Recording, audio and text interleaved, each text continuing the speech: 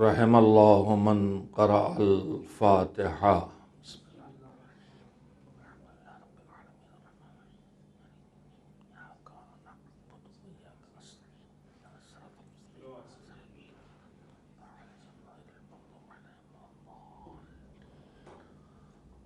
اعوذ باللہ من الشیطان اللعین الرجیم، بسم اللہ الرحمن الرحیم، الحمد للہ رب العالمین،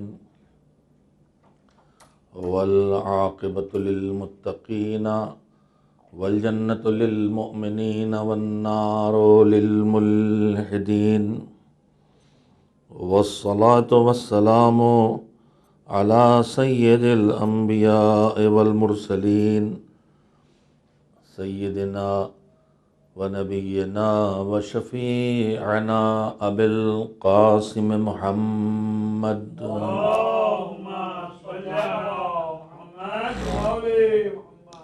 وآلہ الطیبین الطاہرین المعصومین المظلومین، واللعنۃ الدائمۃ الباقیۃ علی اعدائہم اجمعین من الآن الی یوم الدین، اما بعد، فقال رسول اللہ صلی اللہ علیہ وآلہ وسلم، ان لقتل الحسین حرارة فی قلوب المؤمنین لا تبرد ابدا۔ صلوات بھیجیں محمد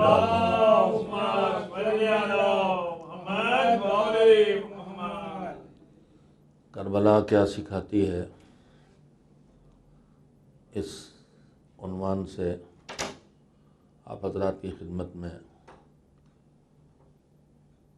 چاند رات سے جو گفتگو شروع کی گئی تھی وہ اپنی اختتامی منزلوں کی طرف آ چکی ہے۔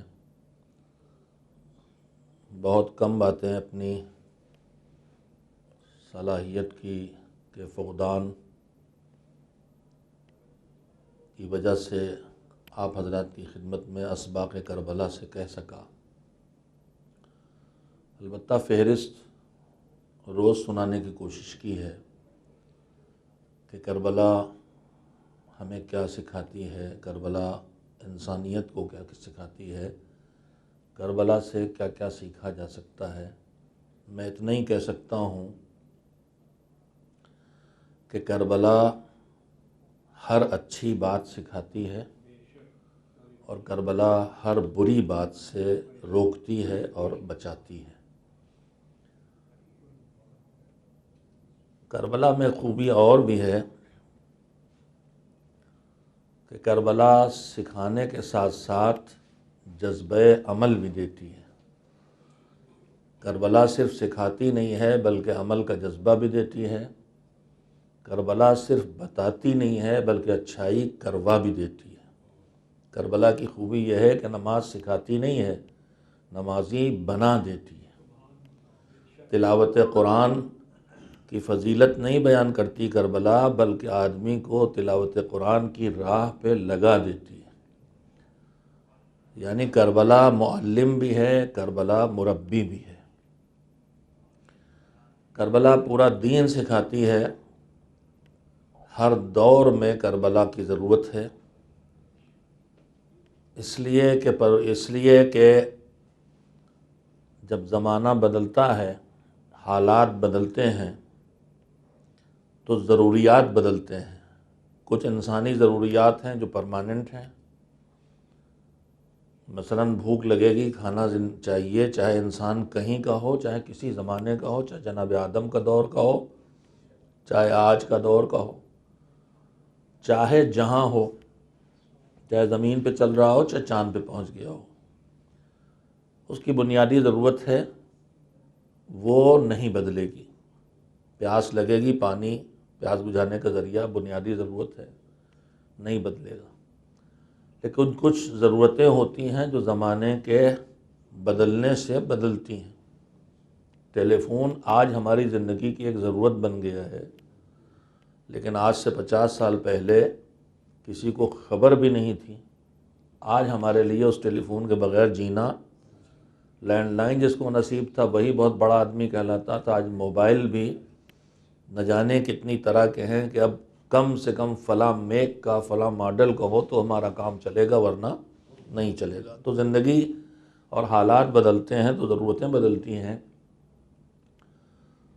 دین اسلام، دو جملے میں ذرا ایسے کہہ رہا ہوں جن پر آپ کی توجہ درکار ہے۔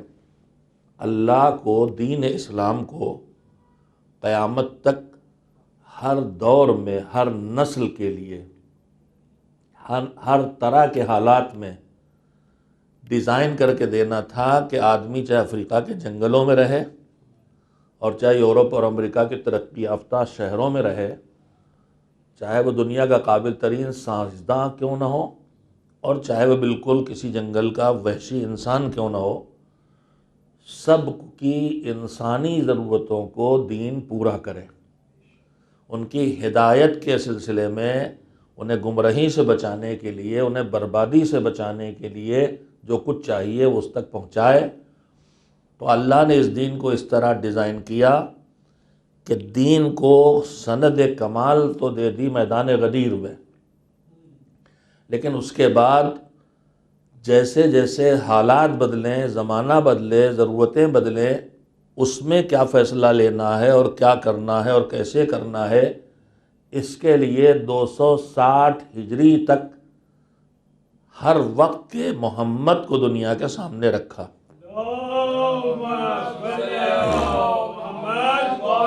تاکہ انسان کے علم میں رہے۔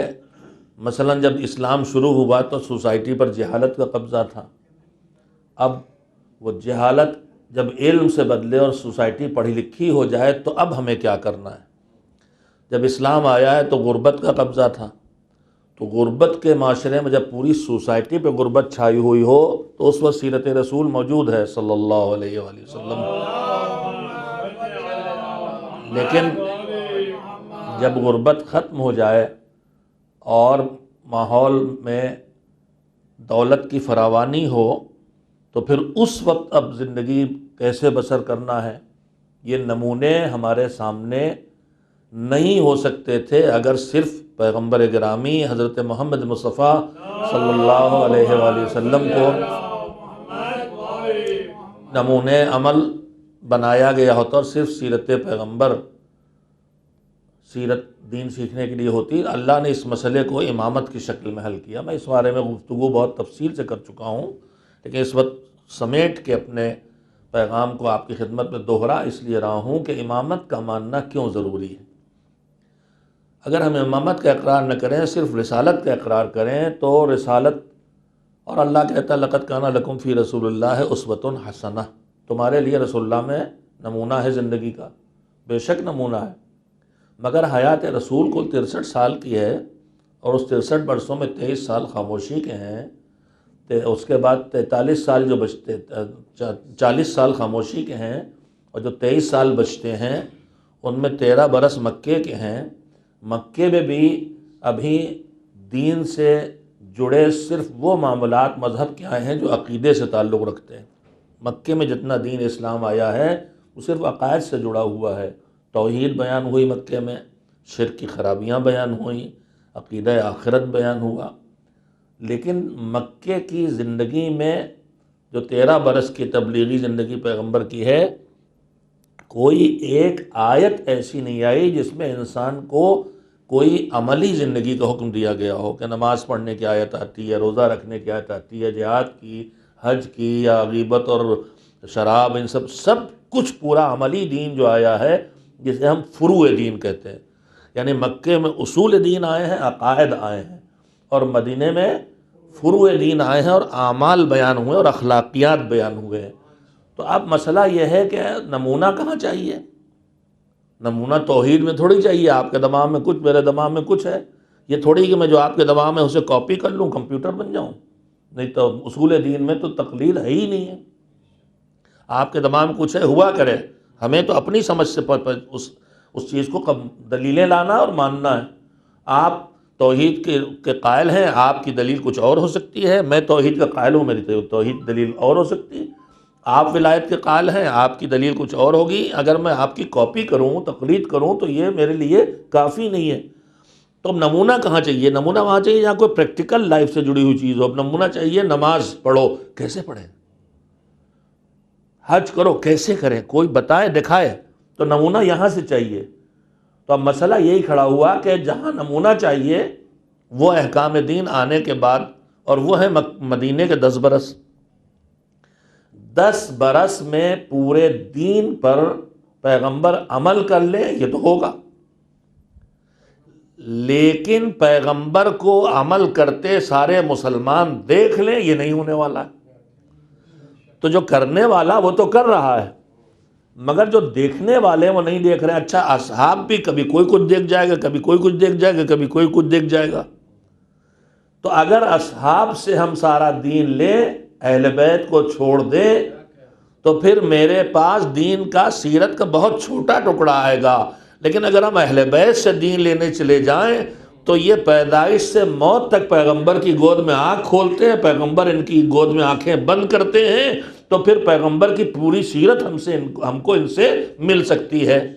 اس لیے اہل بیت سے وابستگی ضروری، میں اپنے تمام برادران اسلام سے بات عرض کر رہا ہوں۔ اور اس کے بعد جو دوسری بات جو میں نے کہنا چاہی تھی، کربلا سے اس کا ربط ہے کہ نبوت کے عقیدے کے بعد امامت کی ضرورت کیوں ہے؟ ہم تو اس کے قائل ہیں نا کہ اللہ نے ہدایت کے سلسلے کو قیامت تک باقی رکھا ہے، انسان ہمیشہ ہدایت کا محتاج، اور اس کے لیے اس نے سلسلہ امامت قائم کیا ہے۔ اس کا ایک پہلو عرض کرنا، آ گئی بات تو کہنا چاہتا ہوں کہ رسول اللہ صلی اللہ علیہ وآلہ وسلم اللہ کی طرف سے نمونہ ہے، اور حضور نے اپنے بعد آنے والے اپنے اہل بیت کے لیے متعدد جگہوں پر کلمات فرمائے ہیں، جن کا خلاصہ بھی انہی کے زبان سے منتقل ہوا ہے کہ اولنا محمد، اوسطنا محمد، آخرنا محمد، کلنا محمد، ہم سب محمد ہیں۔ اس بات کے کہنے کی کیا ضرورت ہے؟ رسالت تو اب ختم ہو گئی، اب کیا کام رہ گیا؟ کہا دیکھو ہمیں سیرت کا نمونہ، ہماری سیرت کو نمونہ بنایا گیا، ہم تو تمہارے سامنے 10 سال رہیں گے، 10 سال میں پورے مدینے والے بھی ہماری پوری سیرت کو دیکھ نہ پائیں گے، اور پھر جب 10 سال میں ہم چلے جائیں گے تو جو اس وقت مدینے میں وہی ہماری سیرت پوری طرح نہ دیکھ پائیں گے سوائے ہمارے اہل بیت کے، تو پھر اور کس سے؟ اب ہم جو چلے جائیں گے تو کس سے سیکھو گے؟ تو اگر تم ہمارے بعد ہمارے اہل بیت سے وابستہ ہوگے تو انہوں نے پوری زندگی ہم سے سیکھا ہے، اب تم نسلیں گزرتی رہیں ان سے سیکھنے رہنا، ہمارے نسل میں آتا رہے۔ اور پھر رسول اللہ 10 سال جو رہے تو غربت کا دور ہے، جہالت کا دور ہے، ابھی اقتدار اور حکومت پہ مضبوط قبضہ نہیں ہوا، ابھی دشمن چاروں طرف موجود ہیں۔ پھر حالات بدلیں گے، غربت امارت سے بدلے گی، جہالت علم سے بدلے گا، یونان سے اور دوسری جگہوں سے جہاں پہلے علم دفن تھا وہ نکل کے آئے گا، مسلمان ان کتابوں کا ترجمہ کریں گے، اور انہی مسلمانوں میں زندیق پیدا ہوں گے، ملحد پیدا ہوں گے۔ ابھی تو مکے میں جو ہیں وہ خالی بت پرست ہیں، مشرک ہیں، منکرین دین ہیں، کفار ہیں، لیکن آگے تو ملحد پیدا ہونے والے، زندیق پیدا ہونے والے، جو وجود خدا ہی کے قائل نہیں ہے۔ تو اب وہاں کون ان کا جواب دے گا؟ کہاں وہاں اپنے وقت کا محمد صادق جواب دے گا؟ کہ جب جہالت کا دور تھا نبوت کا نمونہ سامنے آ گیا، اب جو علم کا دور آئے گا مامون کے زمانے میں، تو پھر وہاں کون آئے گا نمونہ پیش کرنے کے؟ علم کے دشمن کے ہاتھ میں علم چلا جائے اور دشمن علم والا ہو جائے تو کیا کرنا کا؟ وہاں علی رضا جواب دیں گے وقت کے محمد۔ تو انسانی زندگی میں جو حالات بدلتے ہیں، ان حالات کے تحت انسان کو ہر دور میں فیصلہ لینے کے لیے کوئی نمونہ چاہیے۔ بھئی یہ 260 سال تک پیغمبر کی وفات کے بعد 250 سال تک مسلسل زمانے میں کسی محمد کا معاشرے میں موجود رہنا، رحمت خدا تھا کہ ہمارے پیغمبر کی ظاہری زندگی 63 سال کی اور نمونے والا حصہ 10 سال کا، مگر ہمیں پتا ہے تم اتنی چھوٹی مدت میں نہ سیکھ سکو گے، لہذا ہم نے پیغمبر کے وجود کو امامت کی شکل میں پھیلاؤ دے کے 250 سال تک تمہارے سامنے محمد رکھا ہے۔ اب جب کوئی نہ مسئلہ کھڑا ہو تو دیکھ لو وقت کا محمد کیا کر رہا ہے، وہی کرتے چلے جاؤ، وہی تمہاری کامیابی کا ذریعہ بنے گا۔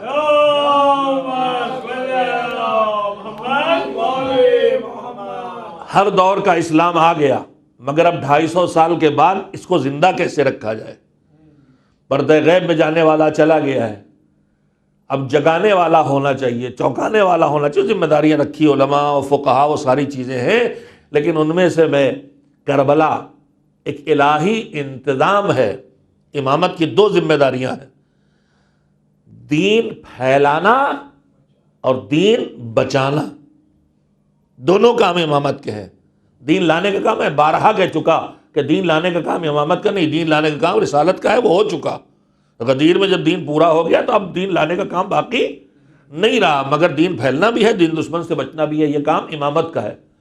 اللہ نے، میں عرض کروں گا خاص کر کے ائمہ کے دور میں تو ائمہ نے خود اہتمام عزا کر کے بتایا ہے کہ ان کی جو ذمہ داری ہے دین کی حفاظت اور دین کا پھیلاؤ، اس کے لیے بھی جو انہوں نے طریقہ کار اپنائے ہیں، توجہ دے تو ایک بات پھر عرض کروں، ہر دور میں ائمہ کو چیلنجز کا سامنا ہے، جیسا چیلنج ان کے سامنے آئے گا ویسا وہ حل پیش کریں گے۔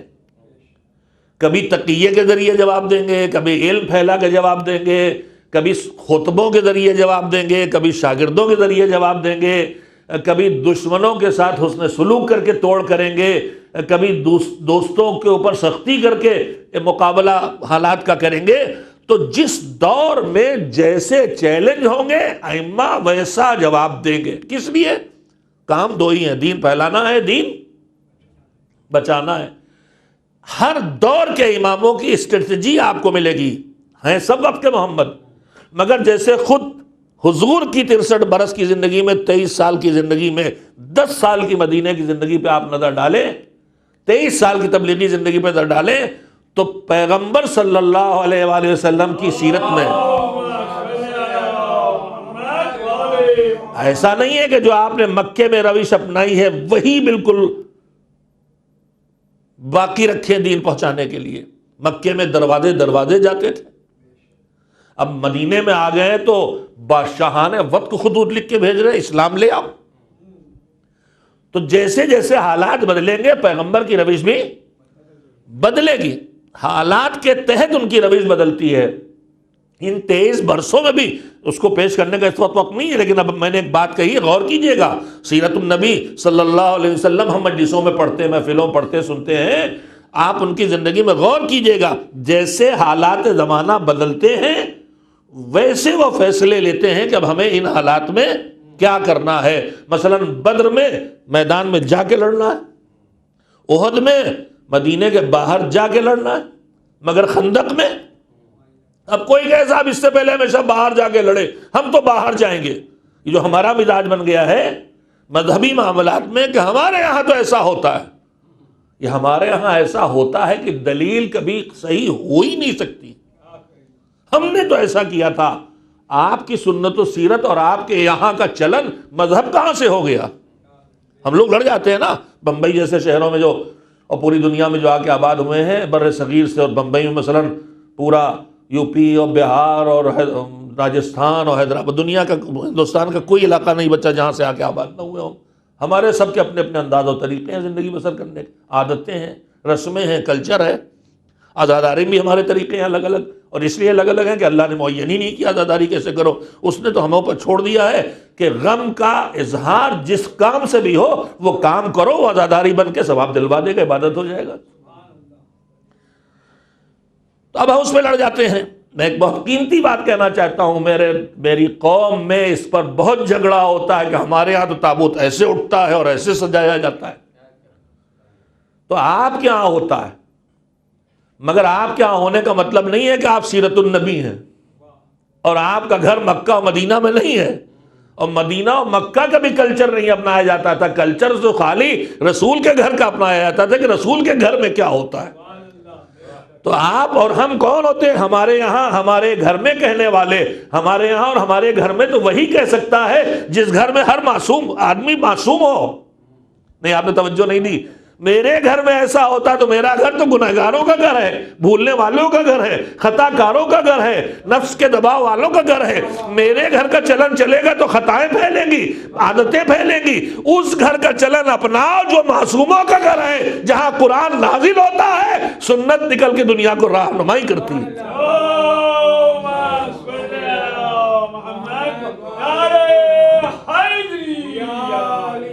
میرے یہاں ایسا ہوتا ہے، میرے گھر میں ایسا ہوتا ہے، ایسا ہوتا آیا ہے. یہ دلیلیں اسلام کی نہیں ہیں. ایسا ہوتا آیا ہے دلیل معلوم ہے آپ کو کس کی؟ قرآن پڑھتے ہی آپ. جب پیغمبر صلی اللہ علیہ وآلہ وسلم نے دین پیش کیا کہ توحید اختیار کرو، بت پرستی چھوڑو، شرک نہ کرو اور آخرت پہ یقین کرو اور اللہ کو وحدانیت کا اعتبار کا پر ایمان لاؤ، اور یہ جوا نہ کھیلو اور شراب نہ پیو، یہ لڑکیوں کو زندہ دفن نہ کرو، یہ بتوں کو سجدہ نہ کرو، یہ ننگے ہو کے خانہ کعبہ کے طواف نہ کرو. تو جب پیغمبر نے ان کے باپ دادا کے دین سے ان کو روکا جو ان کی عادتیں بنی تھی، ہم بھی وہی باپ دادا والے معاملے میں اڑتے ہیں، ہمارے یہاں تو ایسا ہوتا ہے. تو جواب میں پیغمبر کے قرآن میں ہے وہ جواب جو کفار کا تھا، انا وجدنا آباءنا علی امۃ وانا علی آثارہم مقتدون. آپ کہہ رہے ہیں یہ کرو یہ نہ کرو یہ نہ کرو. ارے ہم نے اپنے باپ دادا کو اس روش پہ پایا. ہم تو جوا کھیلتے ہیں تیر اندازی میں، ہم تو کریں گے. ہم تو یوں اونٹوں کا جوا کھیلتے ہیں، یوں تیر اندازی سے جوا جو ہم کرتے ہیں. ہم تو جب جی چاہے گا حلوے کا بت بنائیں گے، پوجا کریں گے، بھوک لگے توڑ کھا لیں گے. انا وجدنا آباءنا، ہم نے اپنے باپ باپ کو پایا ایسا. بھائی آپ کون ہوتے روکنے والے؟ تو پیغمبر کے سامنے کفار کی دلیل کیا تھی؟ ہم نے ماں باپ کو ایسا کرتا پایا ہے. انا وجدنا آباءنا علی امۃ، ہم نے ایک طریقے زندگی پر اپنے باپ باپ کو پایا، اپنے باپ دادا کو پایا. وَإِنَّا عَلَىٰ آثَارِهِم مُقْتَدُونَ، اور ہم انہی کے نقش قدم پہ چل رہے ہیں. حضور نے توڑ دیا اس کو. نہ، تمہیں باپ دادا کا دین نہیں اپنانا ہے، تمہیں دین الہی اپنانا ہے. اور تمہیں باپ دادا، میں اپنی ملت سے کہہ رہا ہوں، تمہیں اپنے باپ دادا کے نقش قدم پہ نہیں چلنا ہے. تمہیں باپ دادا کی رسمیں نہیں اپنانا ہے. تمہیں باپ دادا کا دین نہیں، دین الہی، دین اسلام، دین محمد و آل محمد، دین اہل بیت اپنانا ہے. اور تمہیں باپ دادا کے نقش قدم پہ نہیں چلنا ہے، اور تمہیں ان کے نقش قدم پہ چلنا ہے جو مباہلے میں صداقت کا ثبوت دینے کے لیے گئے. تمہیں علی کے قدم پہ قدم چلنا ہے، تمہیں فاطمۃ الزہرا کے نقش قدم پہ چلنا ہے، تمہیں سلمان فارسی بننا ہے، ابو ذر غفاری بننا ہے. تو یہ باپ دادا کی دلیل تو اسلام کی دلیل نہیں ہے. تو اب ہم یہاں تو اپنی اس دلیل کو رکھ لیں کنارے. اب اس کے بعد آگے دیکھیں، ان صدیوں میں 250 برسوں میں ہمارے ائمہ نے دین پھیلانے اور دین بچانے کا جو طریقہ اپنایا، جو طریقے اپنائے، وہ حالات زمانہ کے تحت تھے. میں محنت کر رہا ہوں اور کوشش کر رہا ہوں کہ آپ تک بات پہنچا سکوں.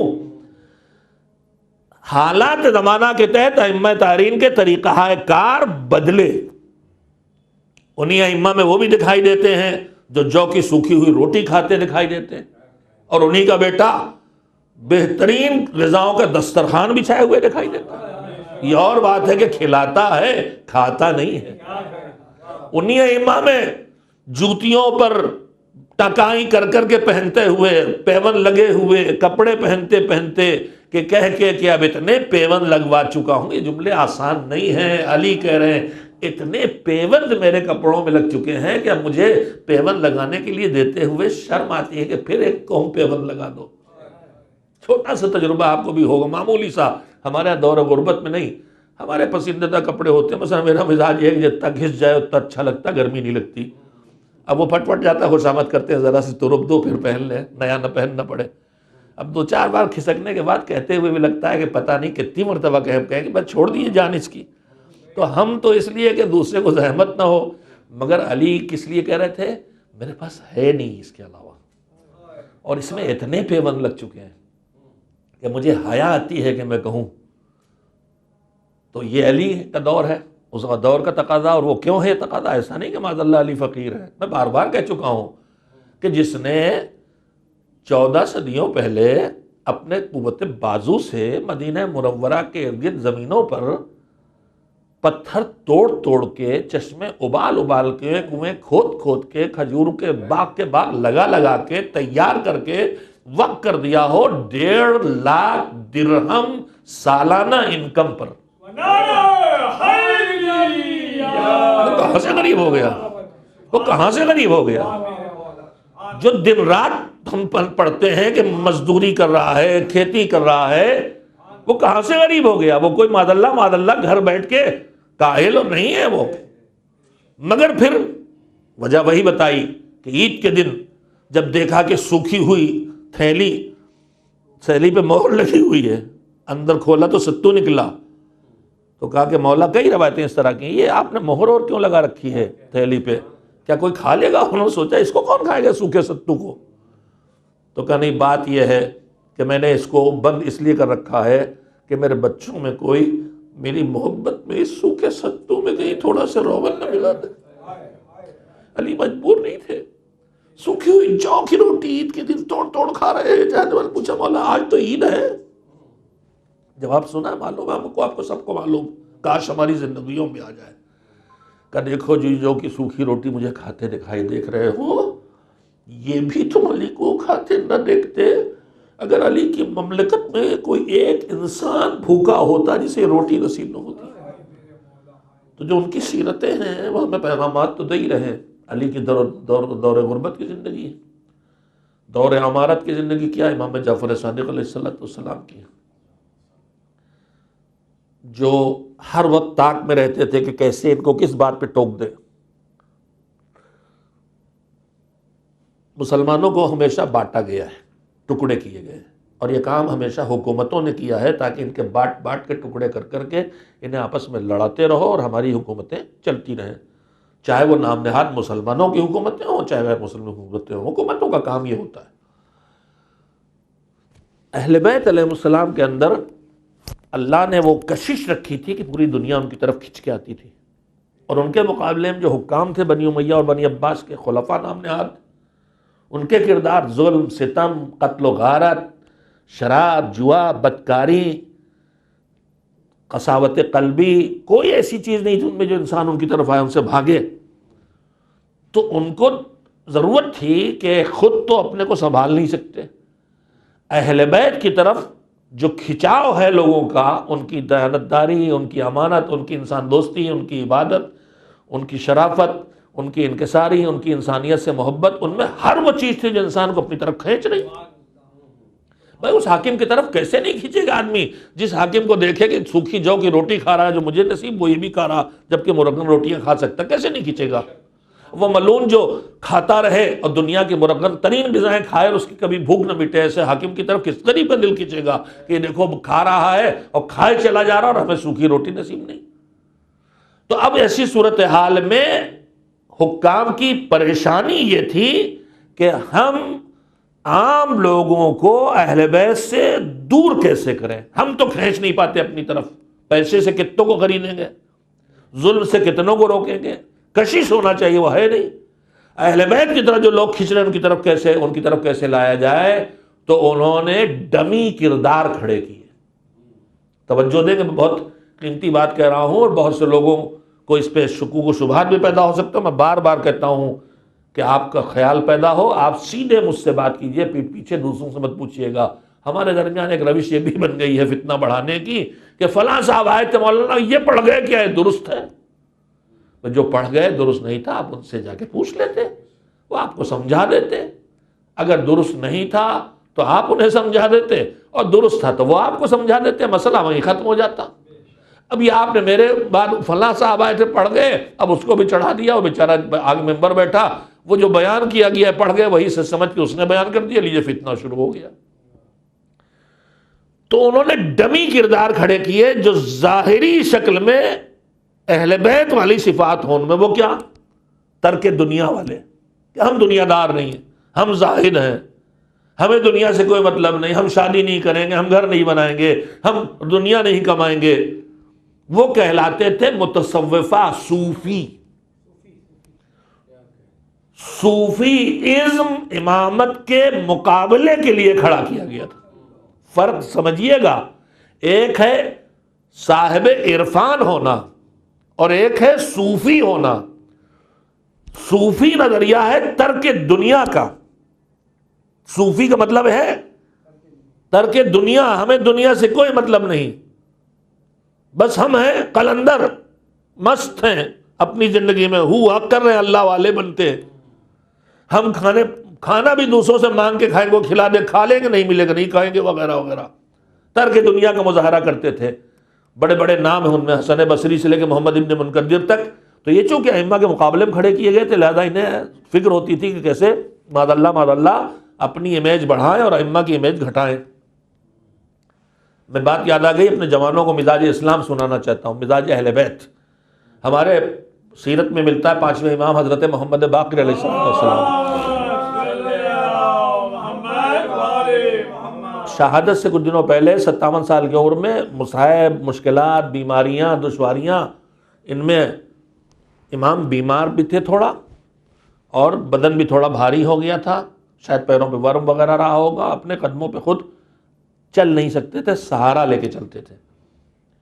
تو ایک مرتبہ محمد ابن منکدر خود کہتے ہیں کہ میں نے دیکھا کہ بنی ہاشم کا سب سے بڑا سربراہ جس کے لوگ امامت کے قائل ہیں، وہ دھوپ میں، گرمی میں، شدید حرارت میں اپنے 2 غلاموں کے کاندھوں پر ہاتھ رکھے ہوئے جا رہے ہیں کہیں اور پسینے میں ڈوبے ہوئے ہیں. تو کل میں گیا، محمد ابن منکدر گئے، کہا فرزند رسول، ان کی عظمت سے یہ لوگ بھی انکار نہیں کر سکتے تھے. سلام ہو آپ پہ، دوپہر کی گرمی میں کہاں جا رہے ہیں؟ تو کہا کہ میں جا رہا ہوں ذرا فلاں باغ میں کام کرانا ہے کھجور کے. امام نے فرمایا 5 امام، وہاں جا رہا ہوں. اب ان کو موقع مل گیا نقلی اسلام کو اصلی بنا کے پیش کرنے. یہ وہ کون ہے؟ یہ کہتے ہیں ہم دنیا دار نہیں. اب یہ جو امام اپنے باغ میں جا رہے ہیں تو ان کو کیا ثابت کرنا ہے؟ آپ دنیا دار ہیں. کہ لیں فرزند رسول، بنی ہاشم کی آپ اتنی بڑی شخصیت ہیں اور آپ اس گرمی میں دنیا کے چکر میں جا رہے ہیں، اگر اسی عالم میں آپ کو موت آ جائے تو آپ کیا کہیں؟ تو امام نے جواب دیا کہ اگر اسی عالم میں مجھے موت آ جائے، میرا مالک کہے کہ کہاں جا رہے تھے، تو میں کہوں گا کہ جو تو نے میرے اوپر فریضہ رکھا تھا اہل و عیال کے لیے روزی کمانے کا، میں اس فریضے کو ادا کرنے جا رہا تھا، اس میں موت آئی. تو میں تو ایک ایسے کہوں گا، لیکن تجھے اس عالم میں موت آ جائے کہ لوگ مانگ مانگ کے کھا رہا ہے، دوسروں میں بوجھ بنا، تو کیا کہے گا؟ عمر ابن منکدر کہتے ہیں میں گیا تھا بس نصیحت کرنے، مجھے ہی نصیحت ہو گئی. ایک صلوات بھیجیں محمد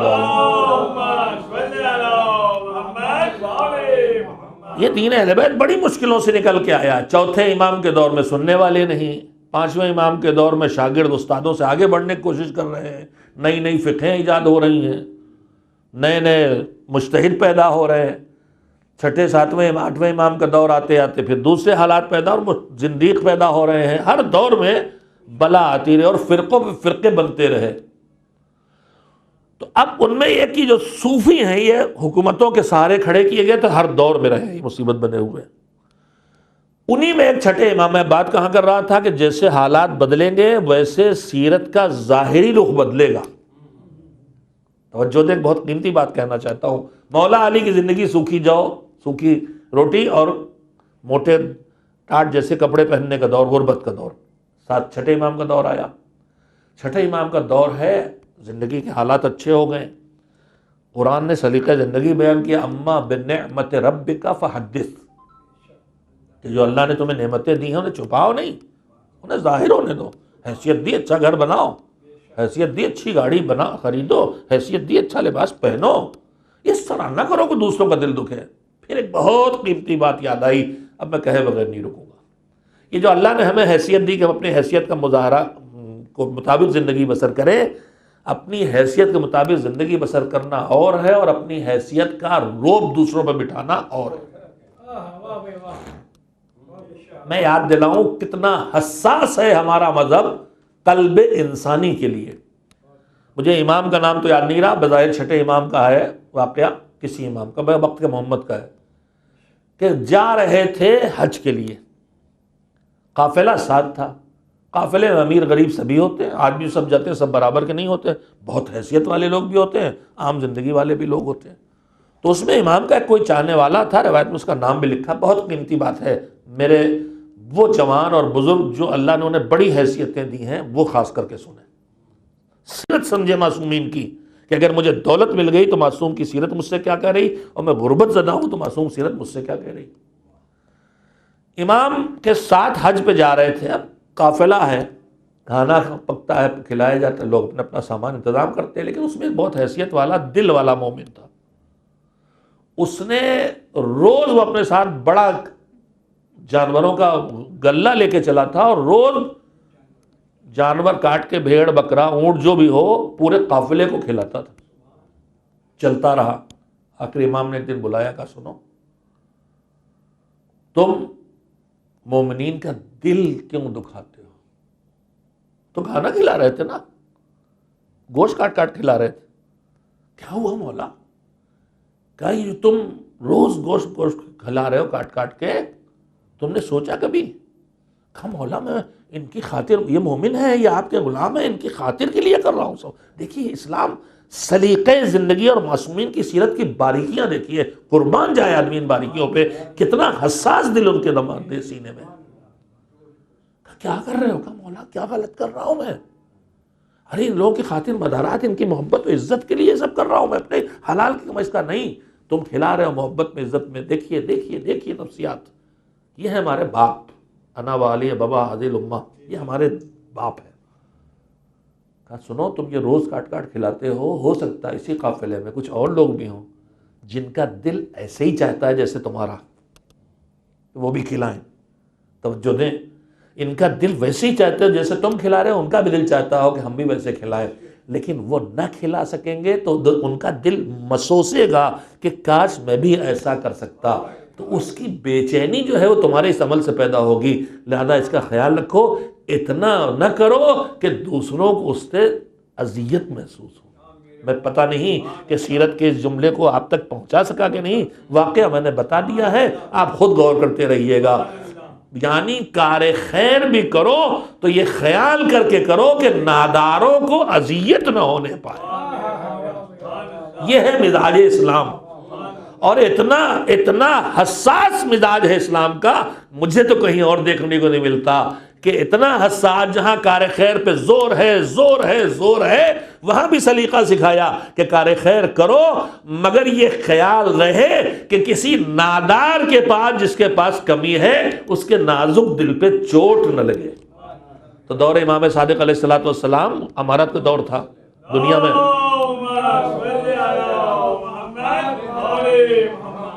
مقابلے میں آ گیا کوئی صوفی، مجھے بھی نام یاد تھا، ابھی دماغ سے نکل گیا، جو بھی ہو، محمد ابن منقدر نہیں کوئی اور ہے، وہ آئے اور انہوں نے امام کو دیکھا تو امام بہت اچھے کپڑے پہنے ہوئے تھے۔ اس زمانے میں جو سوسائٹی کا تقاضا تھا، اللہ کبھی نہیں کہتا کہ آپ اپنے کو ذلیل بنا کے رکھیں، مذہب غربت کو بھی کبھی سلیقہ سکھاتا ہے۔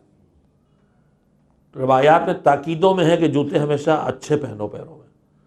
آپ اگر ایک نظر دیکھیں کہ کوئی آدمی آپ کے پاس آ رہا اور اگر سب کچھ اچھا پہنے ہو، ذرا پھٹیچر سے چپل جوتے پہنے ہو، پوری شخصیت ٹوٹ کے رہ جاتی ہے۔ مذہب پہلے سے تاکید کر رہا، اپنی حیثیت کو گرنے نہ دو، تاکید کی گئی اس میں۔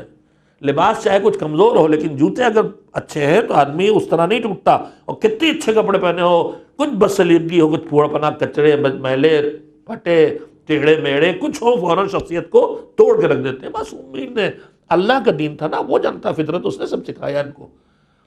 اچھے کپڑے امام پہنے ہوئے تھے اس وقت کے، قرآن میں کہتا اما بنعمت ربک فحدث، وہ کر دیا، پہنے تھے، وہ آ گئے سکھانے کے لیے، کہنے لگے آپ کے باپ دادا تو بڑے ہیں، ایسے کپڑے پہنتے تھے، آپ ایسے ریشمی کپڑے پہنے ہوئے ہیں،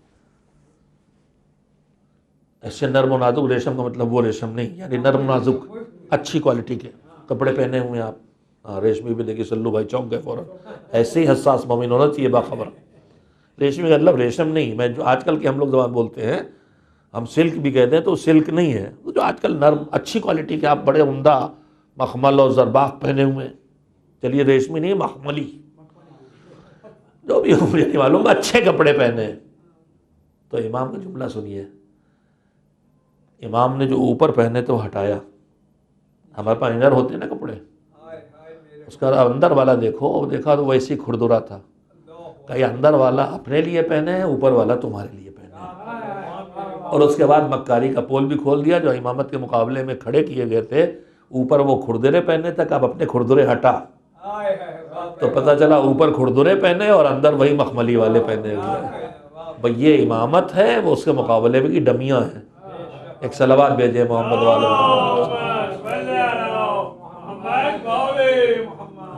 بات پوری نہیں ہو پائی، انشاءاللہ کل پرسوں، ابھی آ گئی 8 کی شب، وقت ہے تھوڑا سے۔ میں آج عرض یہ کر رہا تھا کہ الہی انتظام تھا دین کی بقا کا، اس الہی انتظام کا نام ہے کربلا۔ یہ عرض کرنا چاہتا تھا، اور بات میں بات نکلتی رہی، اور بہرحال جب کام کی بات آتی ہے تو میں پھر پہنچا دیتا ہوں، اس لیے کہ ائمہ نے ہم سے یہی کہا کہ تم ہماری بات پہنچاؤ، باقی کام ہماری بات کا ہے۔ تو مجھے جہاں ان کی کوئی سیرت کا ٹکڑا یا کوئی ان کا جملہ یاد آتا ہے، میں وہیں اس بات کو آپ تک پہنچا دیتا ہوں۔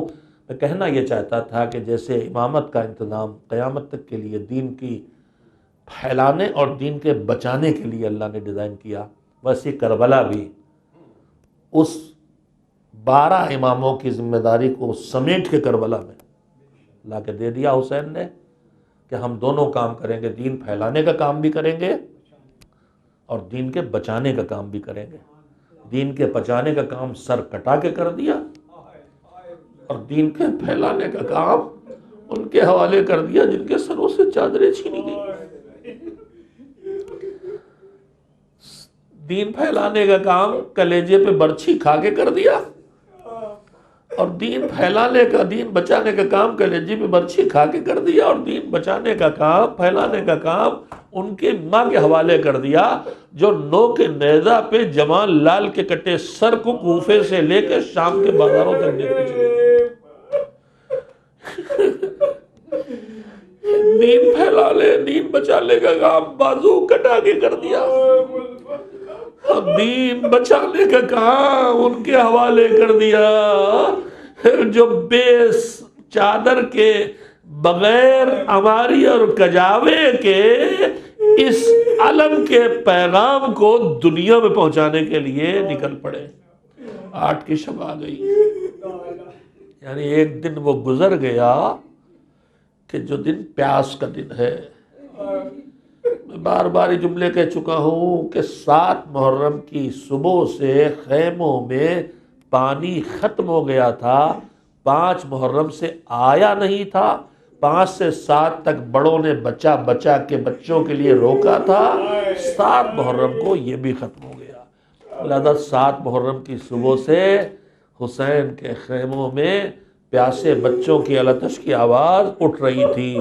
زہیر یہی آواز سن کے نکل پڑے بے چین ہو کے، لشکر یزید کے سامنے آئے، مرد ہو، لڑنے آئے ہو، ہم سے لڑو، ارے ان بچوں کو پانی تو پی لینے دو، کہا پانی دے دو، ہم نے خیموں میں بچے دیکھے ہیں جو اتنے پیاسے ہیں کہ ان کو پانی نہ ملا تو ان پیاس سے مر جائیں گے۔ پیاس کا آغاز ہوا تو عباس کی یاد آ گئی، عباس باوفا، عباس سقا، عباس علمبردار۔ عباس کے لیے 2 لفظ بہت بولے جاتے ہیں، ایک علمبردار ہے اور ایک سقا ہے۔ شاید دنیا میں کسی کو یہ لقب سقا کا عباس کے علاوہ کیوں نہیں ملا، اس لیے کہ پانی لینے گیا تھا تو نہیں لا سکا تو خود بھی نہیں پیا، پیاسے مر گیا۔ یہ عباس کون ہے؟ کربلا میں نے اس دن بھی عرض کیا تھا کسی دن کہ کربلا میں بہت سی تمنائیں آئی تھیں، خود نہ آ سکے یا شہید ہیں یا بیمار ہیں تو اپنی تمناؤں کو بھیجا ہے۔ عبداللہ ابن جعفر چاہے ذمہ داریوں کی وجہ سے، چاہے بیماریوں کی وجہ سے، جس وجہ سے بھی نہیں آ سکے تو ان کی تمنائیں ہیں اون محمد۔ مسلم اپنی ذمہ داری ادا کرنے کوفے چلے گئے، خود شہید ہو گئے، مگر کربلا میں حسین کے ساتھ تو کوئی ہونا چاہیے، ان کی تمنائیں ہیں مسلم کے دونوں بیٹے۔ کل میں نے پڑھا تھا جب بھیا کے کلیجے کے ٹکڑے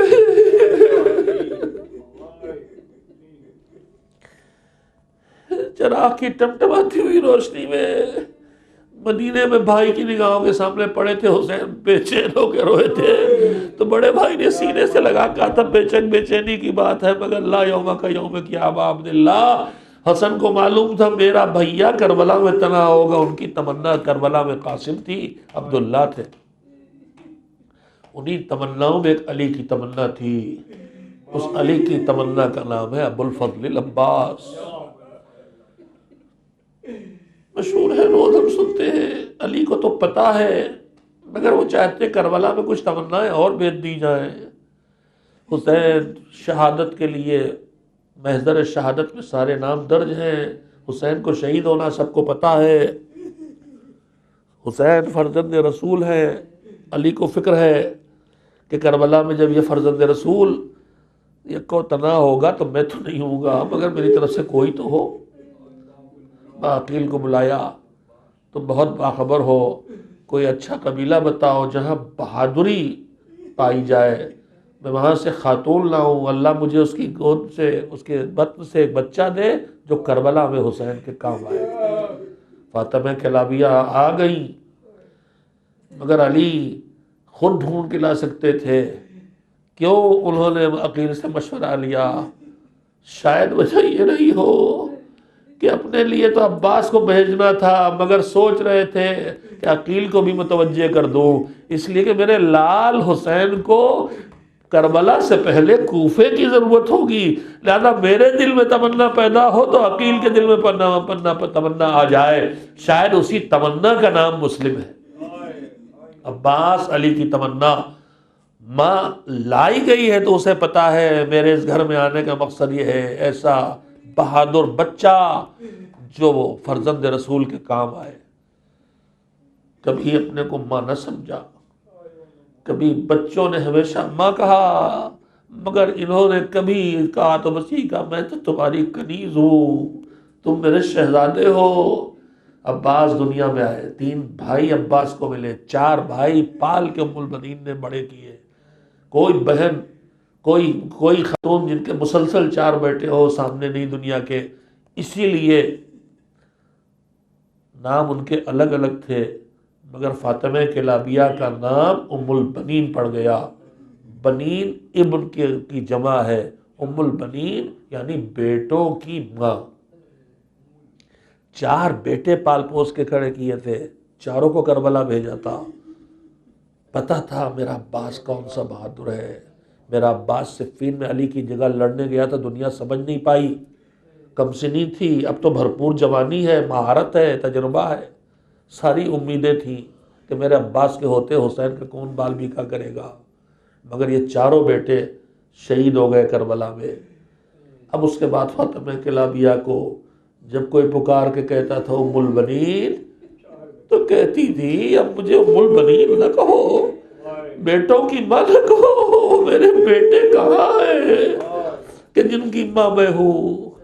اجرکم اللہ، روایات کہتی ہے کہ 4 بیٹے کا غم منانے کے لیے جنت البقیع آتی تھی، خاک کی قبریں بنا کے نوحہ پڑھتی تھی، نوحہ سن کے ظالم تک رک جاتے تھے، گریا کرتے تھے، مگر کبھی کبھی ام البنین اپنے 4 بیٹوں کا ماتم کرنے کے لیے قبر بنا کے خاک کی ایک مرتبہ مٹا دیتی تھی اور کہتی تھی میں تمہارا ماتم نہیں کروں گی، تمہاری ماں رونے کے لیے میں موجود ہوں، میں اس حسین کا ماتم کروں گی جس کی ماں موجود نہیں ہے۔ ہل جزاء الاحسان الا الاحسان کے اصول پر اب سمجھا۔ ارے ہم سوچتے تھے کربلا میں شفاعت کے لیے زہرا حسین کو لے کے کیوں نہیں آئیں گی، عباس کے کٹے ہوئے بازو لے کے زہرا آئیں گی، تجھے ان بازوؤں کا واسطہ ہمارے شیعوں کو بخش دے۔ کہا اس لیے کہ ام البنین نے ہمارے لال کا ماتم کیا ہے تو ہم ان کے بچے کا ماتم کریں گے۔ بہادر ترین انسانوں میں جسے جنگ کا موقع نہ ملا، جسے لڑنے کی اجازت نہ ملی، ہر وہ موقع جہاں جذبات کہہ رہے تھے تلوار کھنچ جائے وہیں عباس کو روک دیا گیا۔ پالا گیا کس لیے؟ تمہیں حسین کے کام آنا ہے۔ ساری زندگی جس کے نظریے سے پالا گیا اس کی اجازت نہ ملے، کبھی بھیا کے بڑے بھائی کے بدن پر تابوت پہ تیر چلا چلا کے بدن کو چھلنی کیا جائے مگر اجازت نہ ملے، باپ کا جنازہ خاموشی میں اٹھایا جائے، صبر کرنا پڑے، ان سارے مرحلوں سے گزرتے رہے کہ کربلا میں جی بھر کے دشمن سے انتقام لیں گے، مگر کربلا آتے آتے صورتحال کیا ہوئی؟ صورتحال یہ ہوئی کہ صبح سے بار بار اجازت لیتے ہیں، اور جب اجازت لیتے ہیں تو ایک مرتبہ ایک بار حسین سر اٹھا کے کہہ دیتے ہیں میرے بھیا تم تو میرے لشکر کے سردار ہو، تمہیں کیسے جانے دوں؟